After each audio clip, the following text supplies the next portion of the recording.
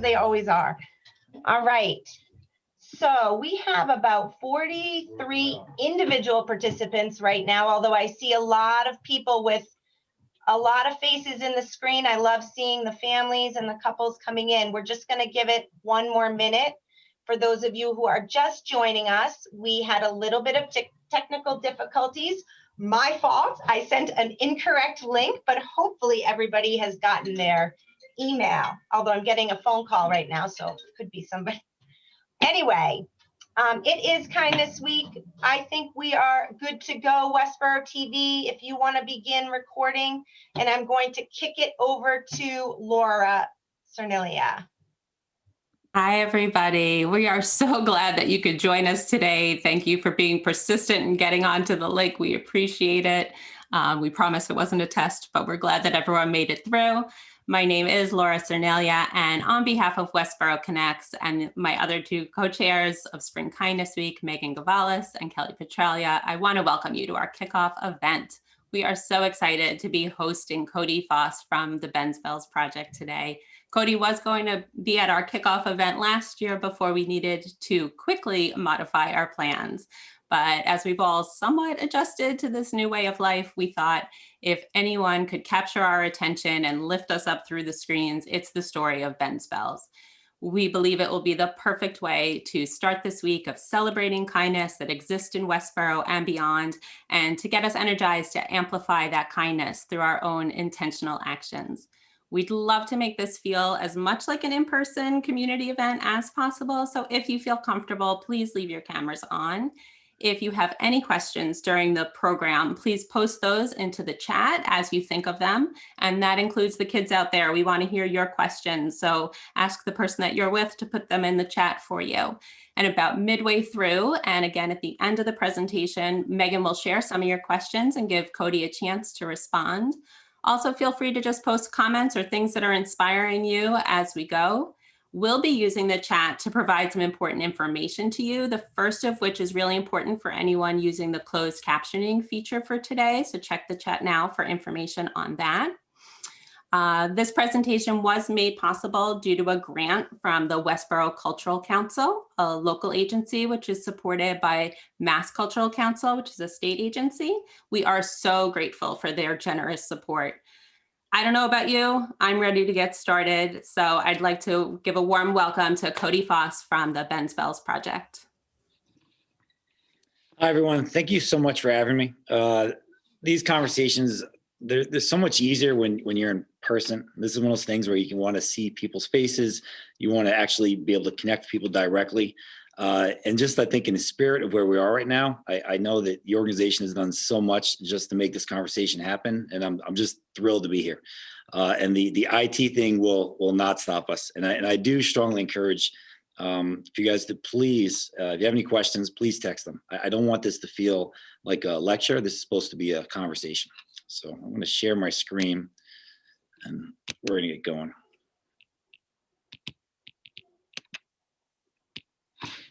So I work for an organization called Ben's Bells. We're a non-for-profit, and we're kind of like the kindness people, right? But it's a bigger message than that. And what's so cool for me is that I have an opportunity to speak to a town today. A lot of times we'll speak to schools, speak to sports organizations, we'll speak to Boy Scouts, we'll speak to corporations.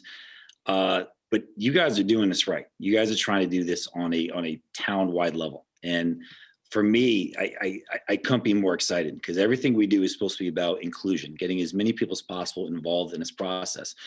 And there's a term out there, and I'm sure it's in your schools, but maybe for some of the people my age, a little bit older, you may not hear it as quite as often, but there's this term called social emotional intelligence. And it's probably one of the more important things that's happening right now in our school systems and really across our society as a whole.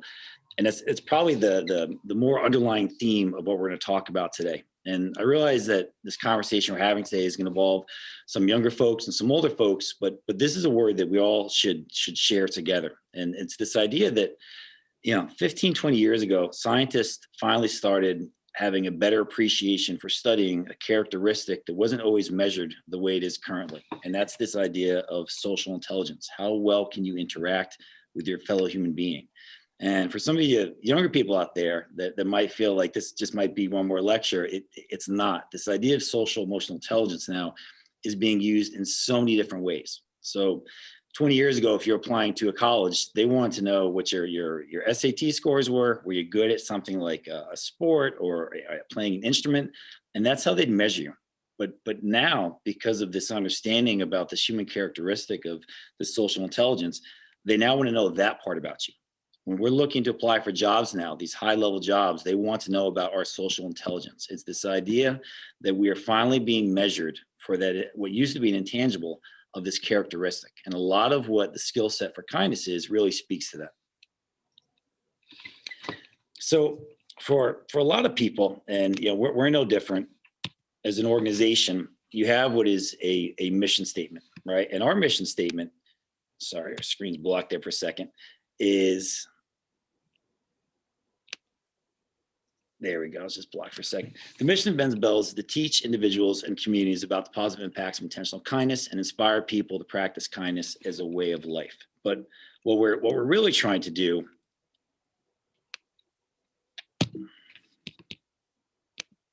is create a culture of kindness where kindness is in the air and becomes a way of life. And it's one of those things when you first hear that might sound kind of sort of fluffy, but if you could just picture that time when you're with close friends, or maybe you're with your family, where you just felt completely comfortable and completely supported, and how good that felt. If we could start to create connections in societies, and whatever those groups are that we have, that we felt that way constantly, we would all be in a better place. And it's something we know instinctually, but how do we create that? That really, really is the challenge. And that's quite honestly what Ben's Bells has been trying to do.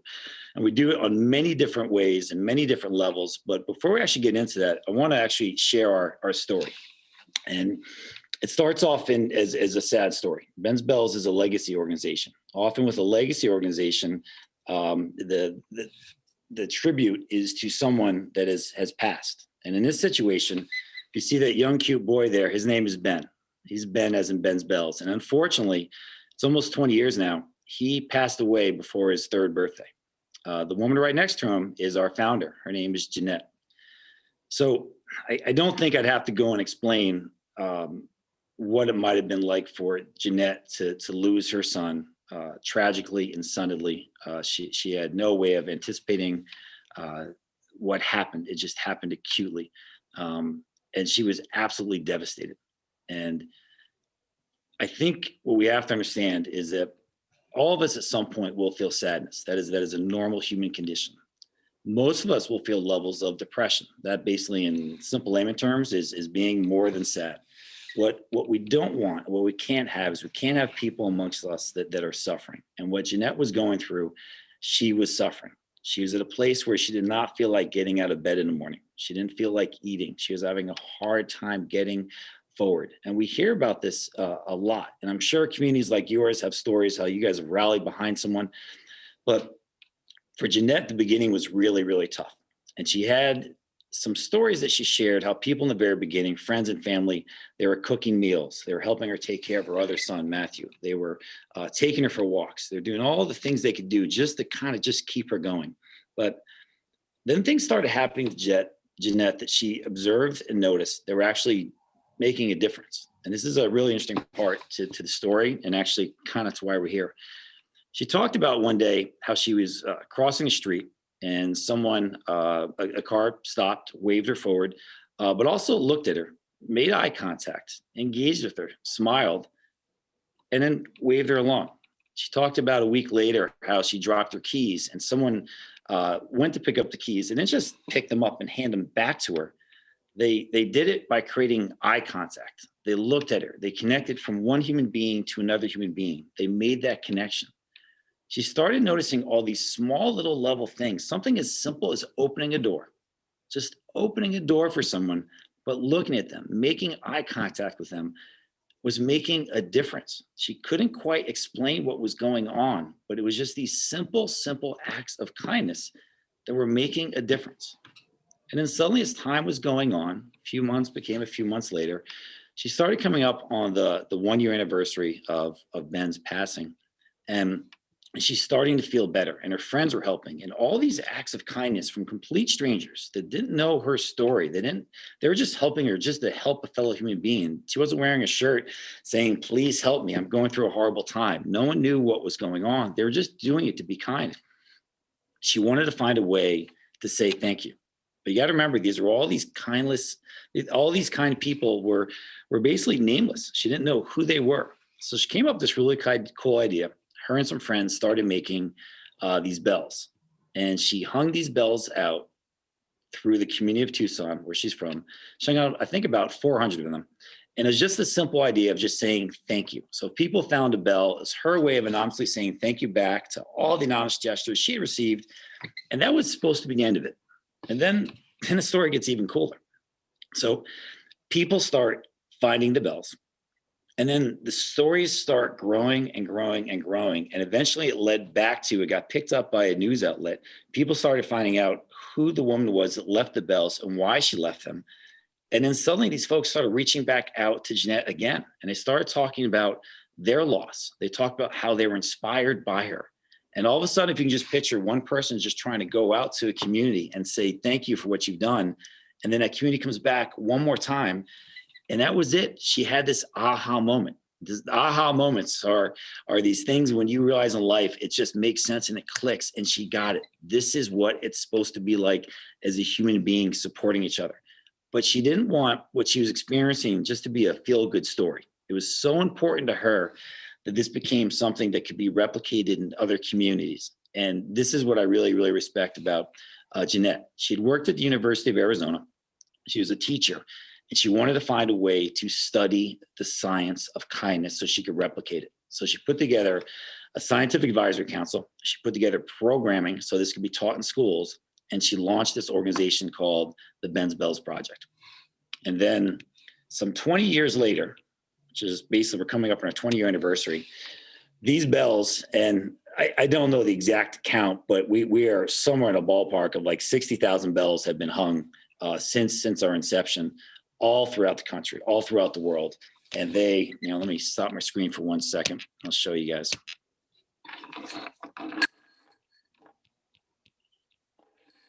You guys see this bell here? All right.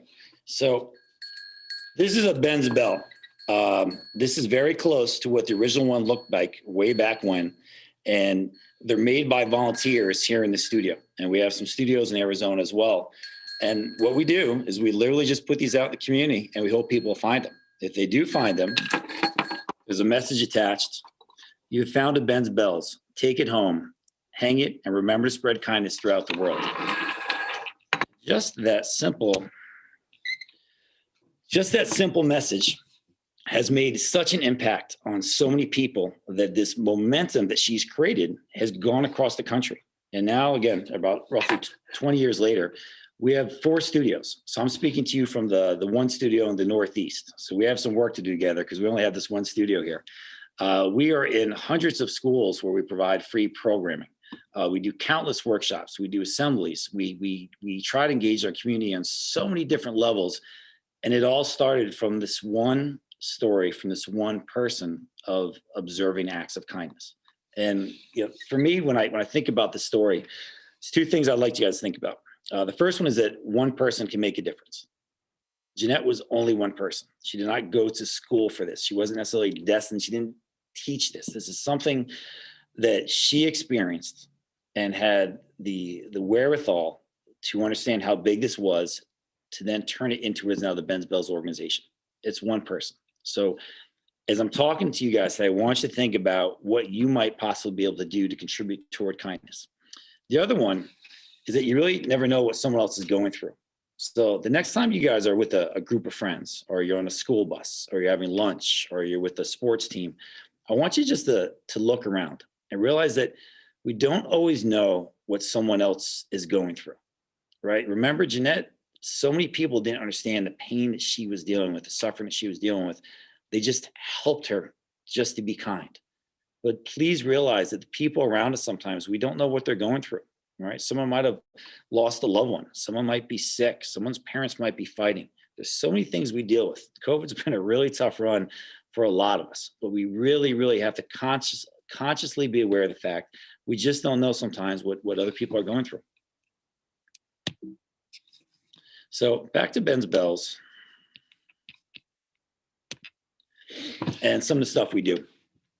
So the studio from which I'm talking to you now in Bethel, one of the cool things we do is something called community art. And this is particularly special to me, but also because this is something that your community is going to be engaging with as well. So folks come into our studio, and it's a little different now with COVID, but the idea was anyone's welcome. Everyone can come at any time they want. And what you'll do is people walk in. Sometimes it might be a college basketball team. Then you might get a bunch of senior citizens. Then you might get some school students. Then you might get some guys like me bringing my kids in. And we all engage in different art projects, right? So one, for example, I'm gonna stop my screen again, show this to you. So one example is folks will come and they'll cut out these little flowers. And then once they're cut out, we fire them into a kiln, and then you get this white shape.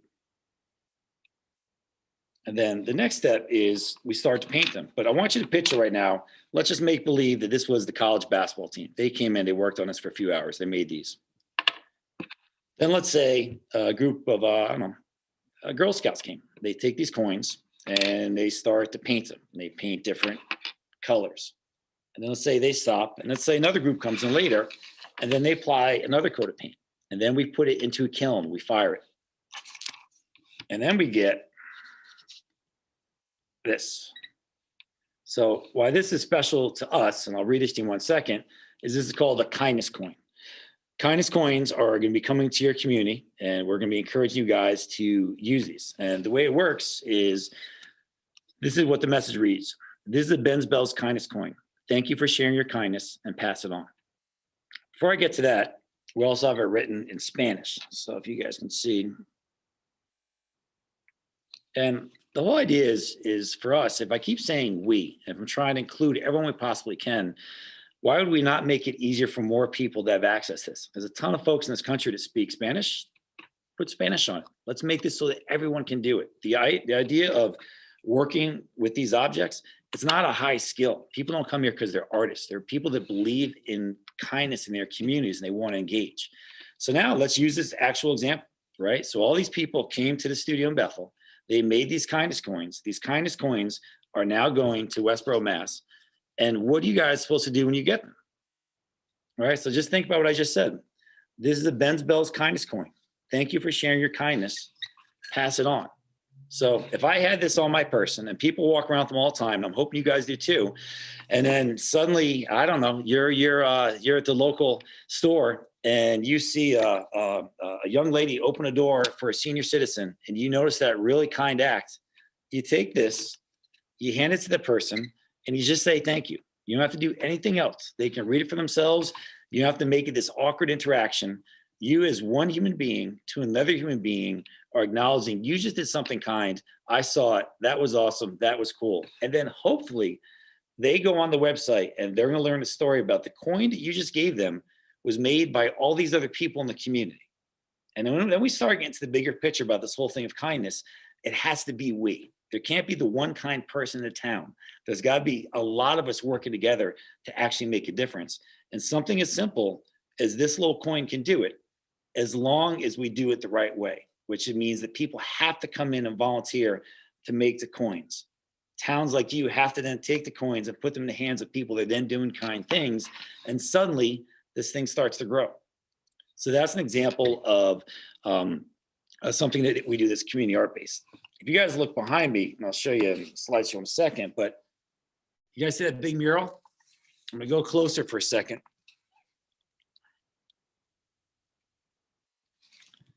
I'm not sure if you're able to notice the detail, but each one of those tiles was made by an individual person, not professional artists, just people just like us coming together to make that mural. So you go from something as simple as a coin to now all of a sudden, and this is a small mural. We have these gigantic ones at schools that are 10 feet by 10 feet. And then all of a sudden you got this gigantic billboard that just screams kindness. And there's all these different ways we can engage to get this message out there. So those are some of the things that we do. Share screen again.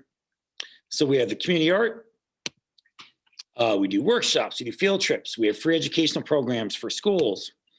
We have a lot of stuff that we actually sell that helps us both with brand awareness, we keep getting the word out there, be kind, and actually it helps support us. In this area, the necklaces, the guy in the bottom left, he's got one on, are probably one of the more popular things you'll see in sort of like the Fairfield County area where I'm speaking to you guys from. They're hugely popular with high school kids, boys and girls. And here are some examples of some of the murals.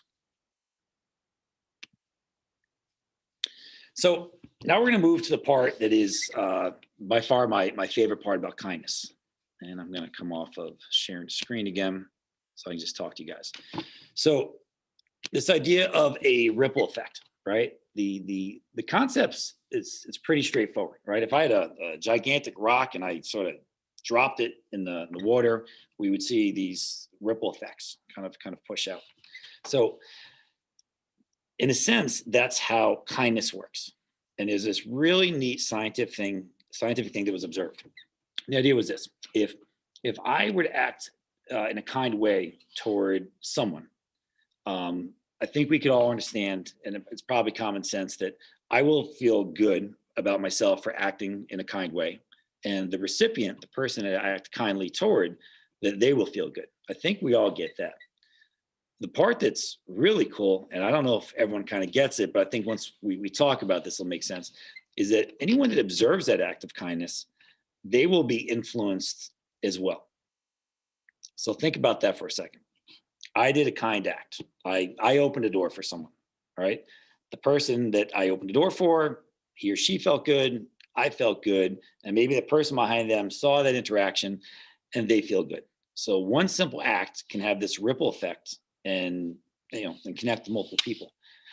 So just think about you, for example. Think of something you might be able to do and the impact that might possibly happen, right? Think of all the different groups that you're on. Think of something as simple as you ride the bus and you're going to be the person that's going to be extremely kind every day. The opportunity you might have to inspire other people around you. Just think about if you were able to help people in your classroom or work, whatever it possibly is, right? And I remember, like, for me, I think the most influential, impactful story I ever had of an example of this was I do a bunch of stuff in the community outside of Ben's Bells, one of which is I'm a volunteer football coach. And I was coaching a team. This happened probably like 4 or 5 years ago. And we had this rival, and it was from an area in Connecticut called Bridgeport. So where I was coaching is probably a upper blue class community, right? We were well off, not necessarily rich, but well funded enough that our kids had relatively new uniforms. We had full access to whatever sort of facilities or fields we needed.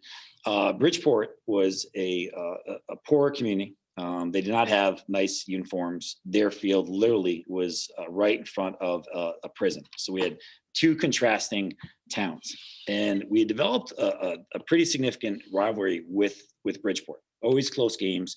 And over the years, it took a turn.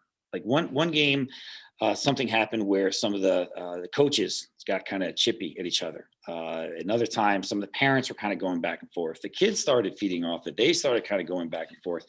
And it got a little bit ugly. And it suddenly went past like just a simple rivalry to the standpoint of like, you'd almost hear mean things toward both towns as we're getting ready to play each other. And it had moved past what should have just been regular competitive sport, youth sport, nonetheless. And then suddenly that all changed. We had a game. It was a fifth grade. It was the fifth grade year, and it was a playoff game, and in an unbelievable back and forth game, just an amazing game. My team ended up winning. We're absolutely ecstatic. We're at the part at the end of the game where parents and coaches were talking to the kids, and we didn't mean to, but the way we were positioned as a coach, we're kind of at our back turned to Bridgeport, who was on the other side of the field, and we're just congratulating our kids and talking about what's going to happen next week. And remember, now this is a playoff game, so the season is now over for the other team, but we're kind of moving forward. then all of a sudden I look and I see kids are starting to almost kind of look past like this wall of coaches, which was, if you just picture me and four other coaches right next to me and some parents, the kids started looking past us, which was just kind of weird at that point to be distracted. And so we all turned around, and then we saw something still to this day that it's hard to describe unless you're there. But the majority of the Bridgeport kids and their coaches were walking toward us, except now some of the kids have their helmets off. And as they're getting closer, what you're seeing is these kids crying. Not all of them, but some of these kids are crying. You're seeing coaches with a much different demeanor. And suddenly it just clicked what was happening. They were coming back over to us to congratulate us for winning and to wish us good luck. And we froze, because it just, in one instance, it changed everything. It changed how I will ever think about this town of Bridgeport, how I think about these kids, these coaches, these parents. And the impact it had on us in the circle was one thing, right? So again, just picture these kids are coming over, they're shaking our kids' hands again. The coaches are coming up, they're shaking our hands again. They're saying good luck next week. They knew who we'd been playing. It was a common team we'd all played. But then go one step further and think about ripple effect. Now you've got all the parents from both towns watching this act happen from a bunch of fifth graders, and it blew everyone away. And from that day moving forward, if anyone ever asks me about Bridgeport, that's the only thing I can think to say.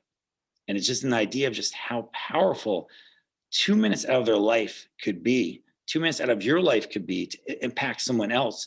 And just think of how wide that could possibly grow.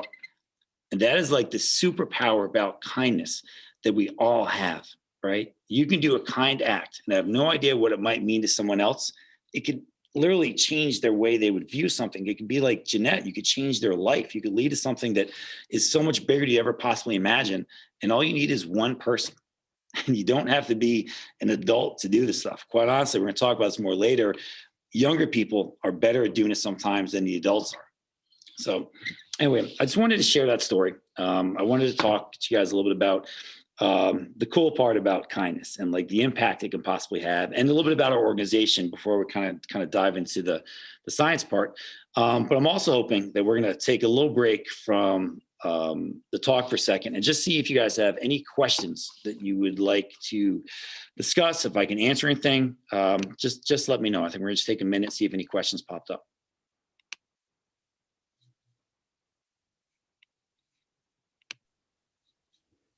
Hi, Cody. We have a couple of questions that came up. The first one is, how did you personally become involved with Ben's Bells? I love that people asking that question. I just think it's very interesting. It's insightful. I had worked in a community in my town on multiple different community initiatives. And ultimately, I was a director of the equivalent to a community center. And I absolutely loved my job. I loved everything I was sort of doing. But I sometimes felt short that it was only just my town. It was only the people just sort of in front of me. And what Ben's Bells has provided me was an opportunity to actually reach outside of that. And remember, I represent Ben's Bells in Connecticut, but really I kind of help represent Ben's Bells in the Northeast. Like, we're all kind of in this thing together. I can never talk to someone in Massachusetts based on what I was doing before about things I truly believe would be important for a community. And Ben's Bells provided me that opportunity. But prior to this, it was really more just running a community center in a particular town. Great.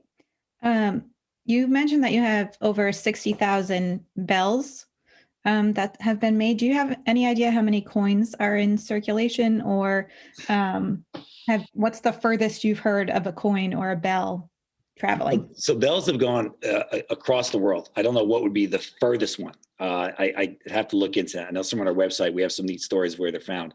I do not know the coins. That's the first time someone's asked me that, and I am going to see if we can figure that out. But God, I don't know if it's possible. I mean, literally thousands come out of just thousands and thousands come out of just Connecticut alone. It's probably the one tool we use the most. I mean, it costs almost nothing. It's really just people's efforts to kind of come together to actually make them. But I don't have that answer. So whoever asked that, I will do my best to sort of find something. And if someone can share my email, I will owe them an answer. How have you and the organization how have you had to adjust to reach people during COVID? probably the same as you guys. Like we're definitely all in this thing together. The hardest thing by far, and this is just a perfect example. What we do, it's like, it's authentic. You want to face someone, you want to see them, you want to give a high five when you're talking, you want to be able to connect like that. We have not been able to do that. That has been very, very hard. The way we operate is we are completely supported by volunteers. Every single thing in this studio and our work is done is sort of through volunteer support. So that has allowed us to kind of maintain sort of like a reduced operations. But to answer your question specifically, we've just been going more virtual and doing our best to do stuff electronically. Fortunately, we've been doing this for a while, so a lot of this momentum is taking place. And the really neat thing about Ben's Bells, and I'm sure I'm going to talk to you guys in a few months and I'll hear an example of it. People that we don't even know are doing such amazing things sort of on behalf of Ben's Bells or incorporate Ben's Bells, that's grown so much further than just us, that I think a lot of that sort of speaks to, I think, maybe the momentum we've created over the years. All right, and this is the last one until the end. So if people have more questions, please feel free to put them into the chat. I might actually field this one. How do we participate locally? So I just wanted to mention to everybody that those kindness coins that Cody showed a minute ago, he's going to hold up one up. There it is. Those will be in your Take and Spread Kindness Toolkits that you can come and pick up from us at Bay State later. And we're also at a later date, when it's safe to gather, we'll be having a coin painting event so that we can actually paint some coins that will then go to another community. So I think, Cody, if you had anything else to add.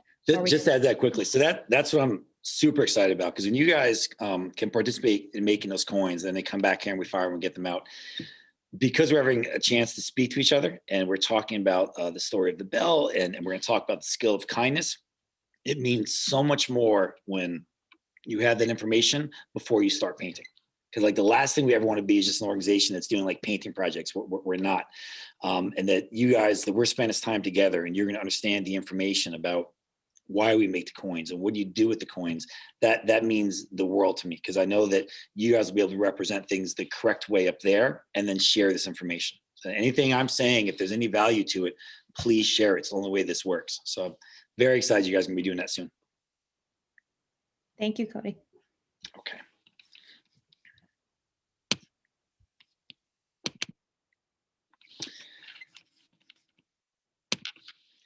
Okay, so I want to start getting into a little bit about it's really more the science of kindness, and that's where I think this gets really important. We have to be able to look at how can we replicate this. This should never be about just a feel good story.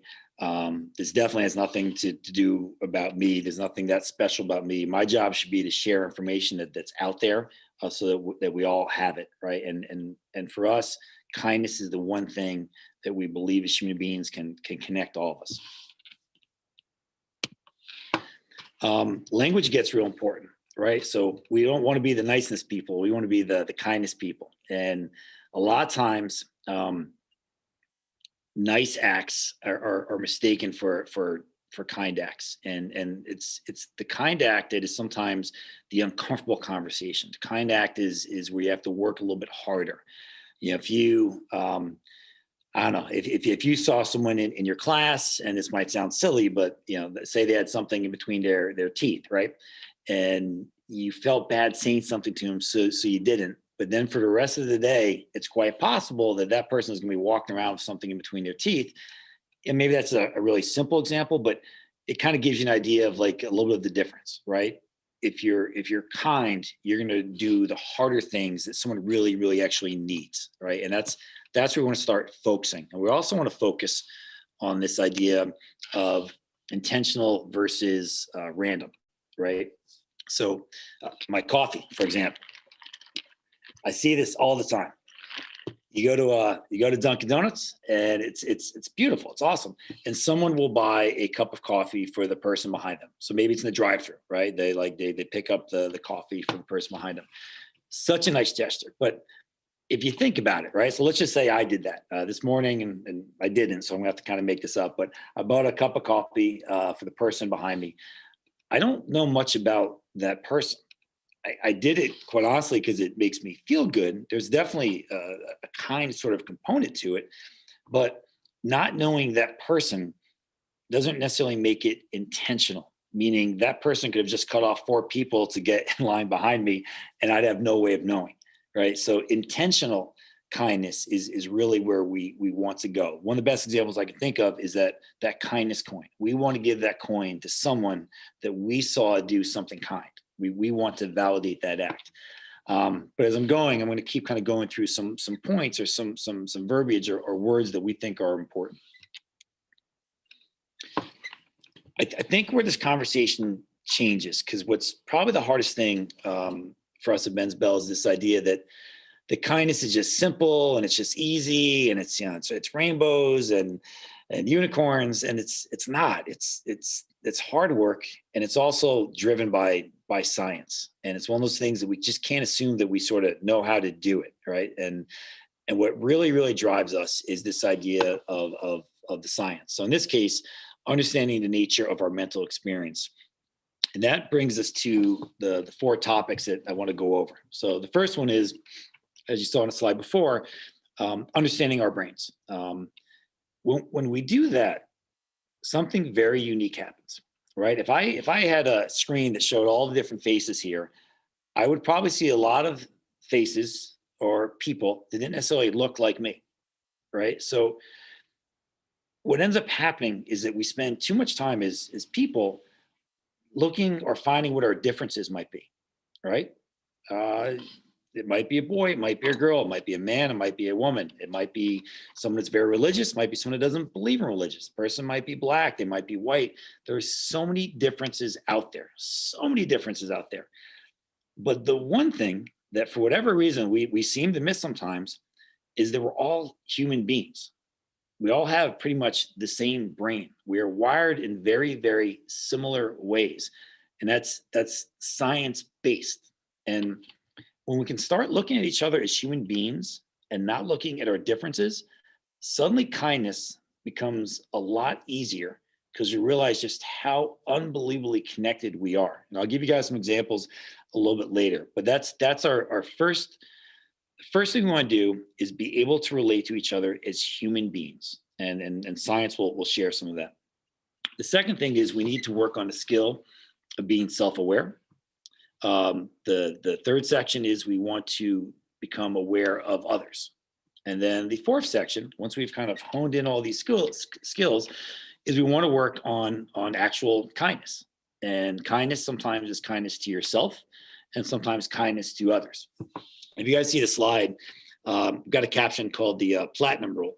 And actually, the founder shared that one with me, and I thought it was really neat. Most of you, if I asked what the golden rule was, it would say, do unto others as you'd want done unto you. And it's one of the more universal expressions or terms that we think of when acting kindly. But if you think about that for a second, it's kind of interesting because it's suggesting that you should do something for someone else that you would want.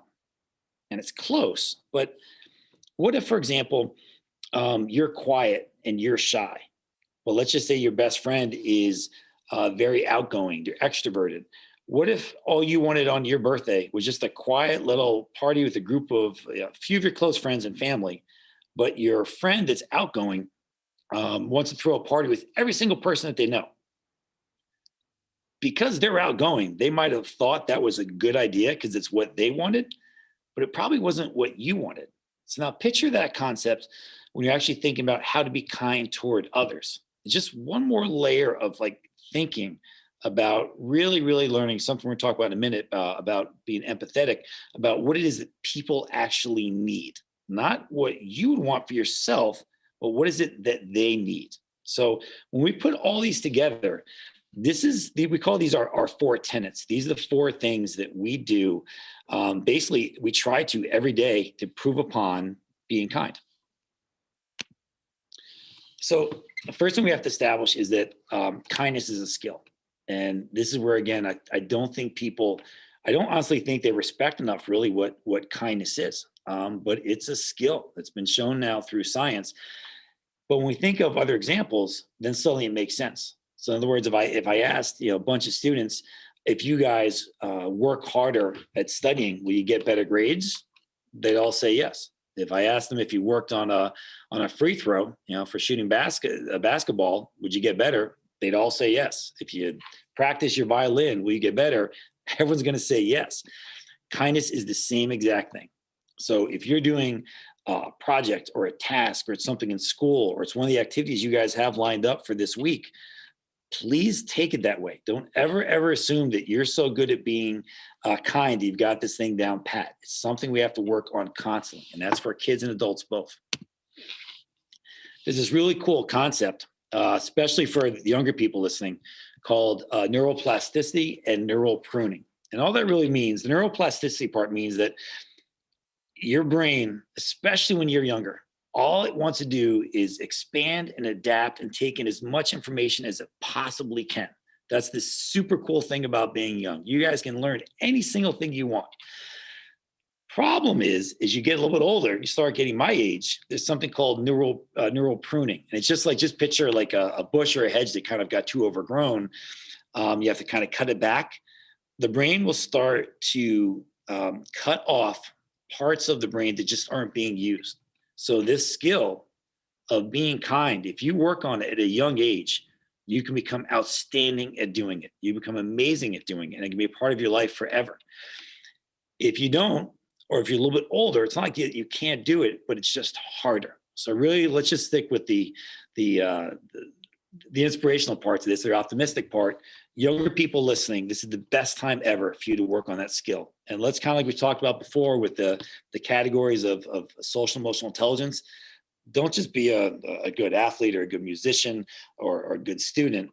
Let's get that next category and become an amazing person and work on those qualities, put the same effort into it and just see where it takes you. So remember before I was talking about connection and this whole idea that the brain's experience can speak to that. So there's this concept called a negativity bias, right? And I will stop the screen for a second.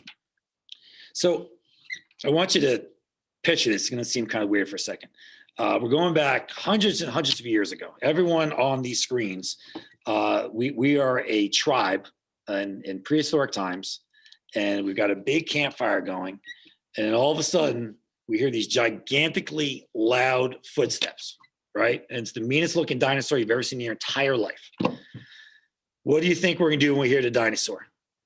Actually, it's probably as good that you guys are muted, because I'm sure some kid would say something like, we're going to fight it or we're going to pet it. We would not. We would see the dinosaur, we would pick up, and we would run. That's what life used to be like as we were evolving as a species. And we developed what's now called a negativity bias. And it was this fight or flight mechanism. The way we would survive is that if you felt threatened, parts in your body and parts in your brain would do everything to make you run as fast as you possibly could in the other direction, or potentially go at something and fight it, right? So that's your fight or flight. So the negativity bias works is that we've been conditioned in situations to go into this fight or flight. And the problem is, and here are two brains, right? The be kind brain is your prefrontal cortex, is the part of your brain that makes good decisions. The lizard brain, or the reptilian brain, is the part that doesn't. So there are no dinosaurs now. We don't have this imminent physical threat. But what we've done is we've taken the same emotional response and stress to situations that don't really warrant it, and we act the same way. So the idea is this: I don't know, you're on your phone, you're on Snapchat, and you just saw 4 of your friends are doing something. The first thing that happens, you automatically go through, oh my God, why was I not included? What happened? And the stress that comes from that is that same sort of fight or flight. It has nothing to do as far as fighting at that moment, but your body gets all worked up, right? If you're in a situation where you're in an argument with someone and someone says something that sort of sets you off, if you will, that fight or flight mechanism kicks in. And suddenly what should be a very simple conversation that you should be able to communicate from one person to another person escalates quickly out of control. And suddenly you're in a situation where you kind of can't pull back what you said. And this concept, this negativity bias, is universal. right? So, for all you kids sitting next to the coolest mom or dad in the world, you ever see them in a car when someone cuts them off and then suddenly that cool mom or dad just kind of went a little bit nuts and starts honking the horn and starts saying stuff like the idea of, road rage, if you will. We all experience it. It gets the best of all of us. But where it comes from, once you realize that, it's a little bit silly that we just can't do better. But B, gives you an idea to how we're all just wired the same, right? The adult male walking by and seeing a bunch of his friends that might have been at a restaurant will have the same response, like, hey, why wasn't I invited? As a younger person might be going by the cafeteria and seeing some of their friends sort of sitting together. You just automatically have this sort of sense that triggers something emotional in your brain that is not equivalent to what that action is, but it's universally shared. You're not over emotional for going through it. I feel the same way that you would, and vice versa. It's an experience that the brain has that we have to be aware of. Going back to this idea of what it's like in prehistoric times, if you will, there was always this notion that if you couldn't be part of this group, a part of your tribe, if you didn't have value and somehow they kicked you out, you were banished. You probably wouldn't survive. You wouldn't make it. We become, with the same ideas of negativity bias, we become so self-critical. We're so tough on ourselves. And these are shared, scientifically proven things that are universal for human beings as a whole. And what's important for us, as I'm saying all this, to realize is that it'll impact you just as much as the other person. So for anyone who's ever part of a group that might have been lightly teasing someone, this should be we don't get that pass anymore, because it's going to impact that person on a very, very high level, just like it impacts you. It doesn't make any person any more sensitive than the other person. It's just a shared understanding of the human condition. We do have this super cool, and this is a mouthful, terms called metacognition, but these are the things that start separating us from animals. We can literally have a conversation with ourselves about our feelings and our emotions and can calm or regulate how we act. We can also do techniques. If you ever really, really worked up and you're really stressed out, just take 4 or 5 deep breaths and then try to respond. The science is you're bringing oxygen into your brain and you're going to sort of stabilize some of the hormones that get rushed right away when you get to excitation phase or that reactionary phase. But just that process alone, that metacognition, is something that is, as you keep working on the skill, can get you out of that reactionary and more in the ability to make a good decision. Cody. Yeah. I'm sorry. Hi, it's Kelly. Hi, Kelly. One of the things you, when we were talking about doing this program with you, is you said that what you really love is when there's a lot of interactivity with the audience. And I know it's a little bit of a challenge in a virtual setting, but we have had a couple of good questions texted to us. And I want to make sure that we allow for a little bit of time for that. I know you really wanted that to happen. So I don't want to interrupt you too much, but please. I just wanted to give you a good sort of time check and say, if you want us to ask a few questions at the end, maybe 2 more minutes, and then we could do that. Yeah, I would love that. And okay. Glad you said that, because it's, from my standpoint, I'm just sort of talking to a screen. I really wish I could see faces and get questions. So I would much rather do that. So what I'll do is I'll push through these a little bit quicker so we can get to those questions. And I would love to interact and talk a little bit, just the people. Great. Yeah, because I think we have about 6 more minutes of the presentation before people are expecting to go and meet us to get the toolkit. So perfect maybe timing. we'll start questions in a couple. Thank you. All right. So guys, basically this is it. Our brain is designed to be protective, reactive, self-centered. The idea is that it's going to act that way unless we can take steps to have it act in a better way. And that really is the skill building of kindness, right? And that's some of the stuff that we're teaching. When you guys do weeks like this in your community, that's really should be reflective of that. The second part that's really important is self-awareness, which is really interesting because if I were to ask everyone that's participating today, if you can name your feelings, you're only going to get 36% of the adults can actually name their feelings. So this is another example where kids, a lot of times you guys can do much better than we can. It's not easy, but it's something you have to be able to work on. The third part is you have to start having awareness of others. And really what you have to do is you have to develop empathy, right? Empathy is being able to appreciate what someone else is going through and hopefully feeling what they're going through. Because if you can have empathy, if you can learn that skill, chances are you can become compassionate, which really is acting with kindness.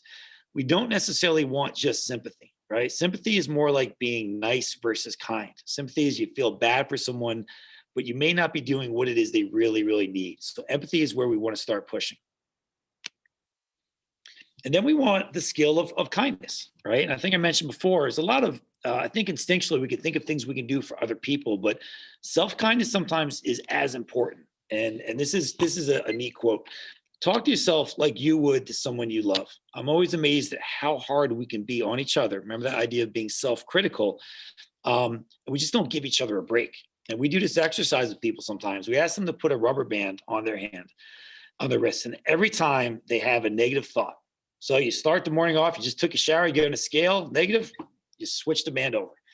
You go in, you think someone going to work one day, you read an email, someone made you sort of feel bad about something work performance-wise, you switch the band.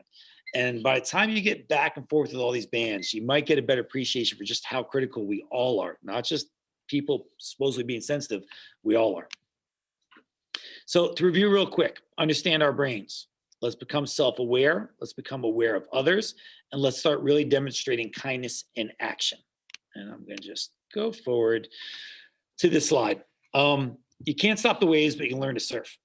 Years like this past year, COVID, which has been very tough for a lot of people, this is one of those examples that life is not always easy. It will be challenging. It will be hard. All we can do is control ourselves. And a lot of the skills you'll learn for social emotional intelligence, for kindness, we believe really can help everyone cope with when life gets challenging or it gets stressful or it gets tough. Because you can't always control all those other variables, but we can control ourselves.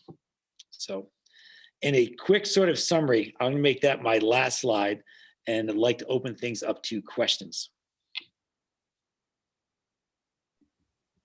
Thank you, Cody. I just want to ask everybody to please stay on. We just have one question, and then Kelly just wants to wrap up and let you know where you can pick up your Take and Share Kindness Toolkits. So Cody, our last question is just, it's Kindness Week here in Westborough, so we're really amplifying and spotlighting kindness in our community. But how do we encourage people to keep the kindness going beyond this week? I think the biggest thing for me would be less of like, try this tool or try this exercise. I would love for you guys to get behind the idea that the people that are acting with kindness, those are the courageous ones. Those are the leaders. Those are the people we want to emulate. Those are the people that should be showcased. Attention should be drawn to those people. If there's anything you guys can get going, start making that the characteristic that we all start looking up to. And how exactly we do that, I mean, that's a little tough to give you one particular way, but as a community, if we can identify that and we start viewing that quality that way, then this thing starts taking off, right? Because it is hard sometimes to stand up for someone and act kindly when it might put you in a situation where you might be isolated. It can be really tough to have a kind conversation that might put you in a vulnerable spot with a friend because you're not sure what the outcome is, but you want to help that person.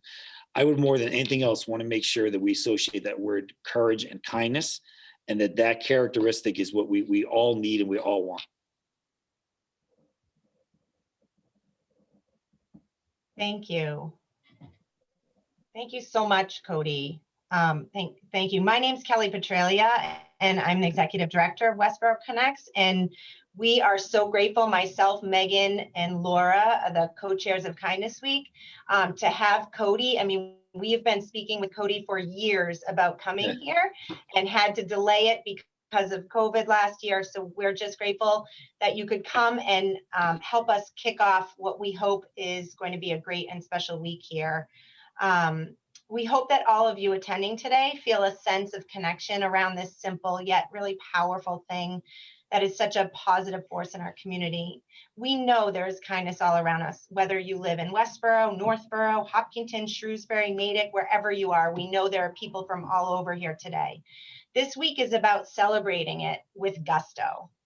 We wish to thank our financial sponsors for their support of this Kindness Week, Rotary Club of Westborough, the Westborough Cultural Council for today's presentation, real estate agent Stephanie Stuklik, the Pastoral Counseling Centers of Massachusetts, and the Reliant Foundation for a grant. We are grateful to our volunteers and for our many partners in kindness who will be amplifying this spirit throughout the week through numerous initiatives and promotion. As always, we appreciate Westborough TV here with us today filming. They will be rebroadcasting this throughout the week, as well as some highlight films from previous years of Kindness Week, including Megan Murphy's presentation. She is heads up Kindness Rocks, and she came and spoke with us a few years ago. We invite you to visit our Kindness Week Facebook page or our website for details on all the plans throughout the week. There's too much to mention here. Our network partner, Spark Kindness, is also celebrating Kindness Week in Natick. We'll be sharing information as well there. If you are able and wish to support future community programming events like these, which are always free to attend, but cost money to produce, please consider a donation to Westborough Connects, which is a local grassroots nonprofit focused on kindness, connection, and community resilience and inclusion. You'll find the link to our PayPal in the chat, and you can also find it as well as additional programming information, newsletters, and community resources on our website. If you signed up to pick up your Take and Spread Kindness Toolkit, we will meet you downtown at Bay State. We'll be near the playground from 2:30 to 4:30, and we really look forward to seeing you and seeing you face to face, even for a brief, nice, socially distanced, physically distanced way, but just to say a quick hello. On behalf of Westborough Connects and the Kindness Week planning team, thank you, and we hope you all have a great week.